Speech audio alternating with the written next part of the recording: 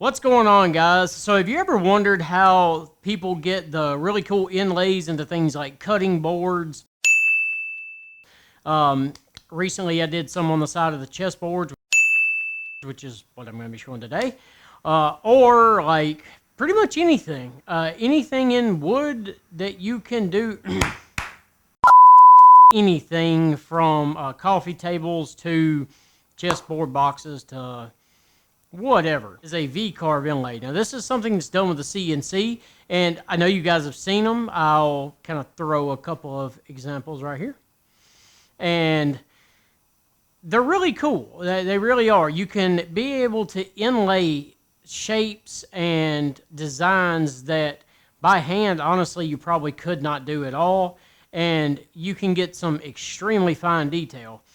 And they're all done really similar, the same way. Sometimes there's some extra tweaking. But I wanted to go over today how exactly you do a VCarve inlay. I'm going to be using a simple logo and working on one of the sides for the other chessboard boxes that I'm working on, and show you guys step for step how to do this VCarve inlay and get great results from it. So let's jump on the computer and get right at it. Alright guys, so the first thing you're going to do once you open VCarve up is go to the job setup, and this is going to be how we determine the size of the job we're doing. For this particular one, it's going to be 3.5 inches wide. That is our x-axis, excuse me. So 3.5 inches wide. The length of this side is 20.5 inches, and that is going to be our y-axis, so this length here. And then the thickness of our board is 0.48 inches. Now for the zero position, I'm going off the material surface. For this particular job, I see no reason to go off the material bed. Sometimes that's helpful. For this particular one, I see no reason to. For the XY datum position, I'm going off of the left-hand bottom corner. This will be the lowest corner at which you set your home position, your XY home position on your CNC. So after this is lined up, just hit OK. And there's that. As you can see, I'd already pulled up the logo I'm going to be inlaying, but I'm going to show you guys how I got to that in the first place. So what I want to do is, you can do this 2 or 3 different ways. One way is to go to File, Import Bitmap, 3D Model, VCarve, Vectors, any of that stuff.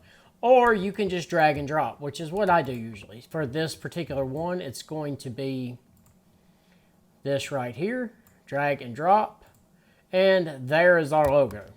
So to get this logo lined up where we need it on this side, I want to first start by rotating the model. So make sure that the logo is selected.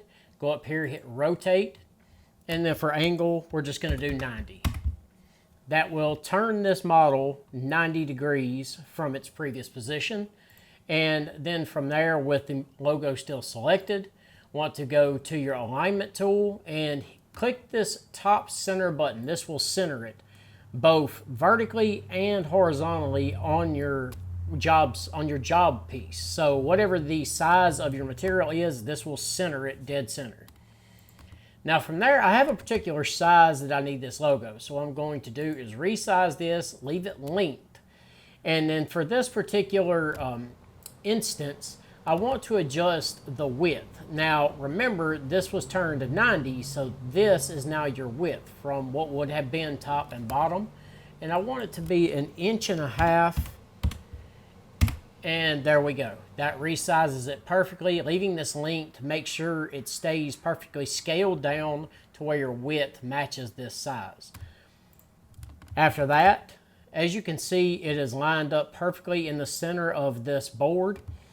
So what we're going to do from there is, this is pretty much set up for your Toolpath. We're going to go ahead and open the Toolpath tab. And as you can see, I've already done a couple, but I'm going to get rid of them so I can show you exactly how to do this in the VCarve program. So what you do is select your logo, your picture, whatever you would like to VCarve. And you select that, go over here and click VCarve Toolpath. Now for a VCarve inlay, you're not going to use the cutting depths that would normally be used with a VCarve bit.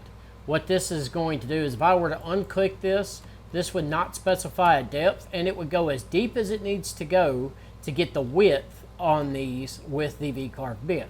For this particular instance, though, we don't want that. We want this to stay about the same size, but we want to be able to control our depth. So you're going to go up here and hit flat depth. And then for the pocket on your inlay, we're going to do a 0.2 inch depth. Now, the reason for that is it's going to be a little bit deeper than the plug, and this will give you a bit of a gap underneath and around the bottom of the pocket here for your glue to sit. If you don't have that, you would wind up pressing all the glue out, or your plug wouldn't sit completely flush just due to the pressures from the glue inside the pocket. So after that, we're going to go over here and click on our 60-degree V-bit. That's what I'm going to be using for this particular one.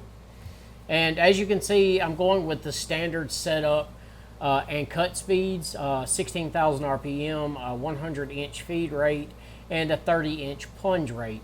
And this seems to work really well with the softer material that I'm using. If you're doing a hardwood, you can slow it down, but I always recommend slowing it down in UCCNC, not here. That way you're not adjusting stuff here and you forget to put it back. So hit OK. And then we're going to name this V 60-degree V logo pocket. And then we're also going to go over to the front of this. What I like to do is do cut 1.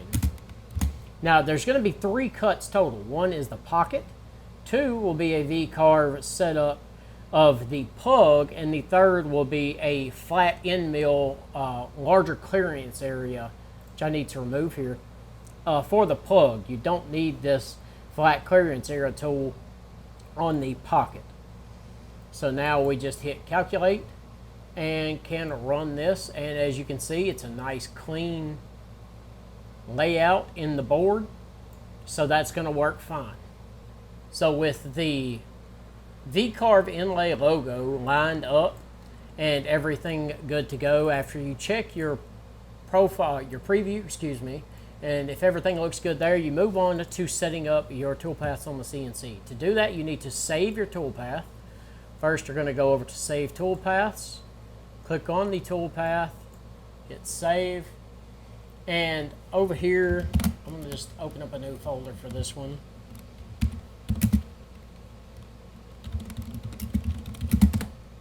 As I have a few in there already. So I have this labeled as Cut 1 60-degree V-bit logo pocket. Hit Save. And then from there, we're going to go over to UCCNC, and we're going to open that file. So hit Load File.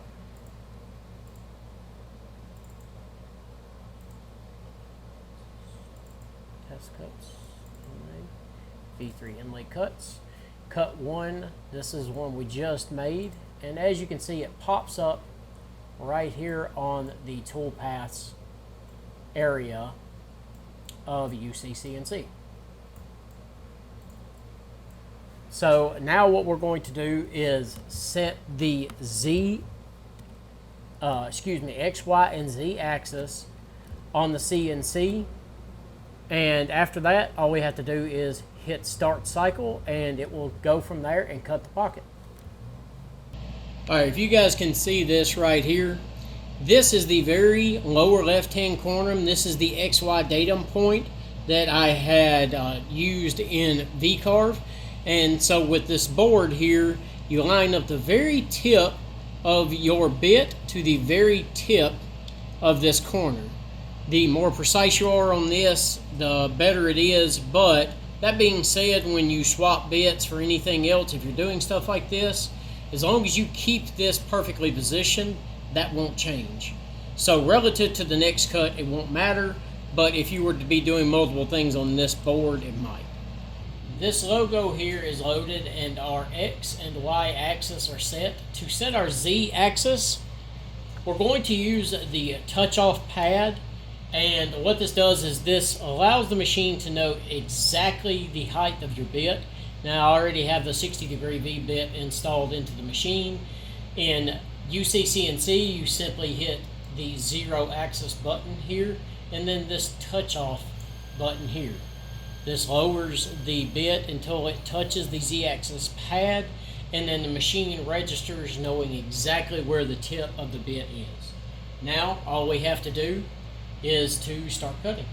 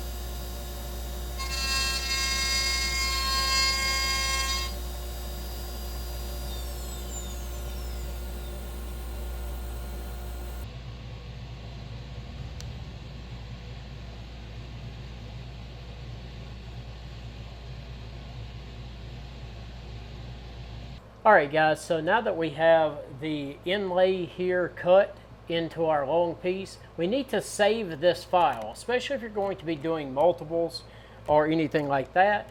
You need to save this file so you don't lose it. So I'm going to save this as HP, we're going to do V3, just because I've done these before, V3, smaller HP logo, pocket, save. So this is going to save this file. Now the reason you need to do that is because you want to keep this logo set up exactly how it is on your larger setup. However you cut the pocket, the plug needs to be cut using the same logo at the exact same size or it won't line up. So for that, I'm going to be using some hickory. It is a smaller block of hickory. And honestly, usually I get 2 to 3 inlays, sometimes 4 if I can do 2 on each side. But this particular one, I'm only going to do 1 on the top face just to show you guys the process. So the first thing we need to do is determine the size of the piece of the wood we're using for the plug and adjust our job accordingly. So we're going to say we're going to go to job setup, job size and position, job setup. Now this is going to go to 3 7/8, so 3.875 wide by 4 3/4 long, so 4.75 long, and the thickness of this piece is going to be 0.77. So we adjust that thickness here within the setup, 0.77. We're going to use the same XY datum and material surface 0 points and just hit OK. Now as you'll see, it dropped this down to the bottom. So the first thing I want to do is take our logo and I want to realign it within the center of the job. So that realigns that here within center. And then next, what we need to do, this is going to be a little different from the pocket in the way that we need to cut this where it is not recessed into the wood or cut into the wood, but everything around the logo is actually cut out and the edges of the logo itself protrude to go into the pocket. So what we're going to do is we're going to take and draw a rectangle around this. And it doesn't have to be massive. Depending on your work size, if you've got plenty of workspace, it's fine. But as you can see, this is a nice open rectangle around our logo. So what this is going to do is allow us material here to remove so that this band and the actual letters of the logo stand up above the bottom face of the board or of the plug. So honestly, and also what you need to do next is take your logo, sorry about that, my phone's going off, and mirror it. And what this is going to do is you're going to flip it horizontally.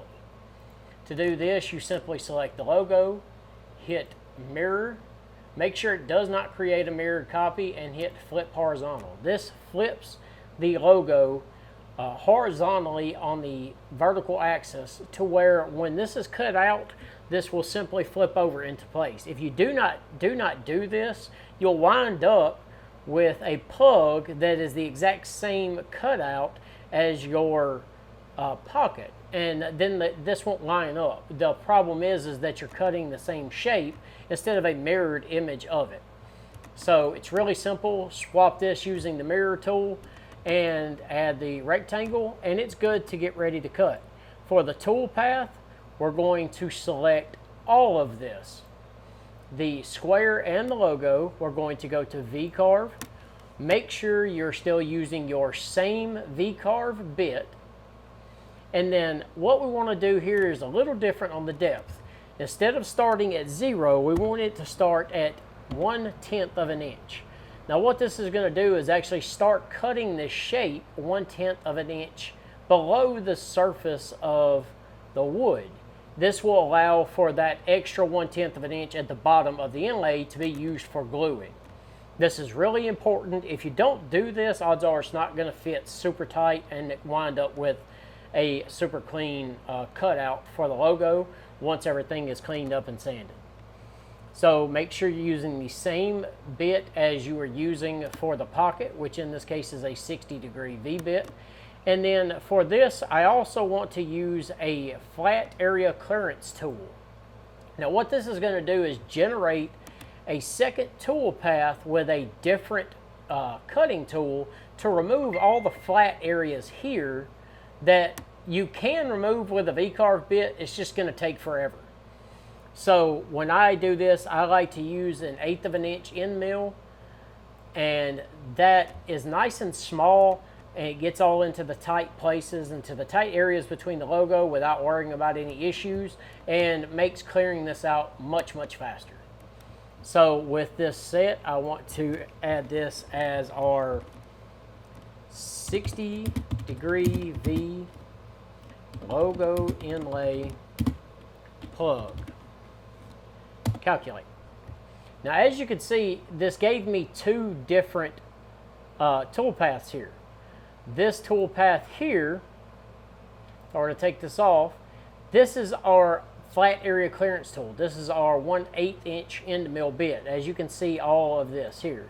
If I were to play just this tool path, it's going to, or excuse me, this is our V bit, not the flat area, sorry. This is going to cut out everything that is cut out by the V bit, as you can see. And then this one here, we're going to rename.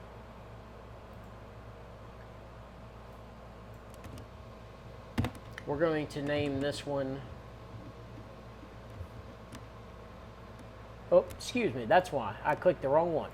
This one right here is going to be our 0.125 1/8 end mill plug logo inlay plug flat.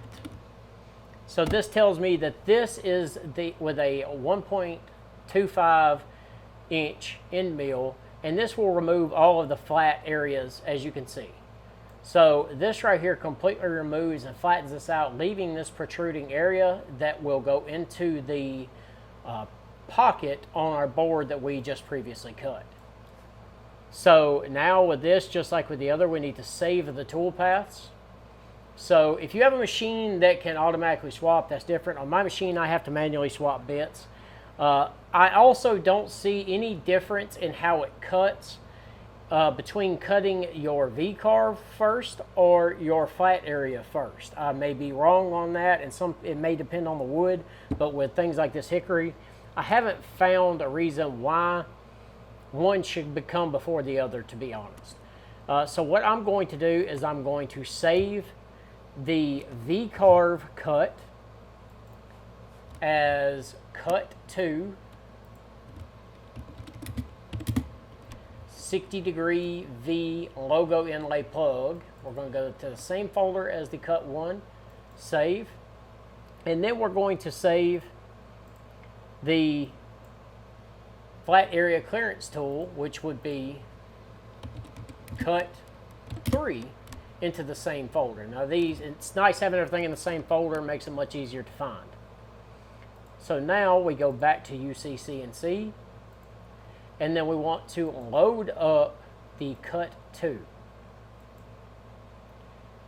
Now,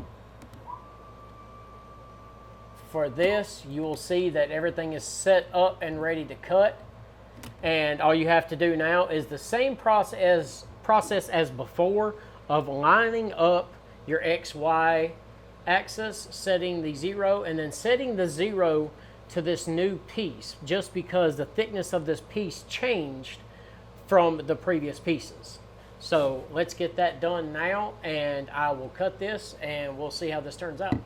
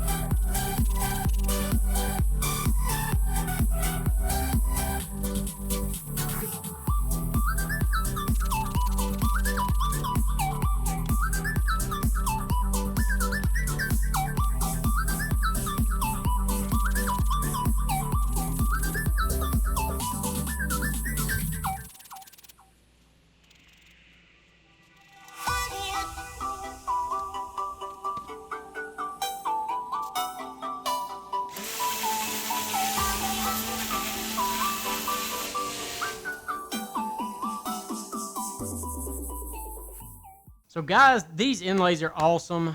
I love how these come out. These logos are super simple, but you can do anything with a VCarve inlay. You can do as detailed as your mind can get, as long as it's not too small. If you have a 10 or 12 or 15 or 20 inch canvas to work on, the possibilities are truly endless. You can do almost anything. I believe you can even do VCarve inlays with VCarve Portrait, which is another program that is offered by VCarve that I don't have right now. I do want to get that in the future and try it out. It looks awesome. But being able to add a personal touch to things like cutting boards, coffee table tops, cigar boxes, you know, being able to add a monogrammed letter or message to the back of a cutting board, or if it's a sportsman, put a fish or a detailed deer or whatever. Not only does it add a personal touch to the project, but it can make you more money. It really can. You can charge that extra for the work, and it's something someone is going to love and bring more business to you for. And I love them. I can't talk enough about them. I love doing VCarve inlays, and I'm going to try to get some more complicated ones done before too long. So guys, I hope you found this helpful, and I really do enjoy doing these, and I want to thank everybody for watching the video. Make sure you hit the subscribe button and the like button and hit the notification bell. That really helps me out. It helps me grow. It's hard doing these videos sometimes and getting time to do so many projects and actually film it and edit and everything else, but I do love doing them. So let me know in the comments if this was helpful, what you would like to VCarve, or if you have any questions. I'll do my best to answer them. So with that in mind, also go check me out on Instagram at jpaynewoodworking and check out jpaynewoodworking.com. I have some plans, a few things for sale, and some really cool articles, not only of myself, but different makers and everything. So go check that out. And guys, again, I really appreciate it, and I'll see you on the next one.